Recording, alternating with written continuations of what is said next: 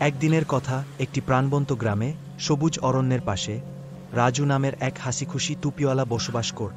রাজু গ্রামের পর গ্রামে ভ্রমণ করত, মানুষকে রঙিন টুপি বিক্রি করত। তার টুপি শুধু সুন্দরী ছিল না, বরং যে কেউ তা পরত তার মুখে হাসি ফুট। একদিন রোদেলা সকালে রাজু দূরের এক গ্রামে যাওয়ার পথে অরণ্যের মধ্য দিয়ে হাঁটছিল। হঠাৎ ক্লান্তি অনুভব কর সে একটি বড় ছায়ামুজ গাছের নিচে বিশ্রাম নিতে বসল, তার টুপি ভর্তি ঝুড়ি পাশে রেখে। হালকা বাতাস এবং পাতা খসখস শব্দে রাজু দ্রুত ঘুমিয়ে পড়। রাজু জানত না যে সে যে গাছের নিচে ঘুমাচ্ছিল সেই গাছের ডালে কিছু দুষ্টু বানর বাস কর। বানরগুলো টুপিগুলো দেখে কৌতূহলী এবং খেলার ছলে নিচে নেমে এলো।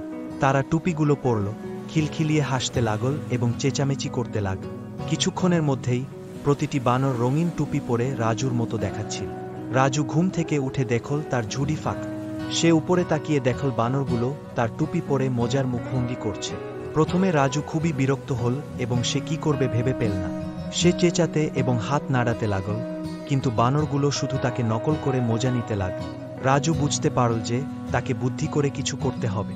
সে তার ঠাকুমার বলা একটি গল্প মনে করল যে বানররা অন্যদের অনুকরণ করতে পছন্দ করে।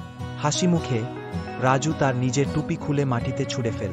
বানরগুলো মনোযোগ দিয়ে দেখল এবং একে একে তারাও টুপি খুলে নিচে ফেল। রাজু দ্রুত সব টুপি তুলে নিল এবং ঝুড়িতে ভর। সে বানরগুলোর দিকে তাকিয়ে বন্ধুত্বপূর্ণ একটি হাত নাড়ল। ধন্যবাদ আমার বন্ধু, সে চেঁচিয়ে বলল, তারপর হালকা মনের সাথে তার যাত্রা আবার শুরু কর। রাজু যখন চলে গেল, বানরগুলো খুশিতে চেঁচামেচি করল। তারা টুপিওয়ালার সাথে তাদের মজার অভিজ্ঞতা উপভোগ করেছে। সেই দিন থেকে রাজু এবং বানররা বন্ধু হয়ে গেল এবং যখনই সে অরণ্যের মধ্য দিয়ে যেত, বানরদের খেলার জন্য কয়েকটা বাড়তি টুপি নিয়ে যেত। এভাবেই টুপিওয়ালা এবং বানররা আনন্দ এবং হাসি ভাগাভাগি করে তাদের জাদুকরী অরণ্যে সুখে বসবাস করত।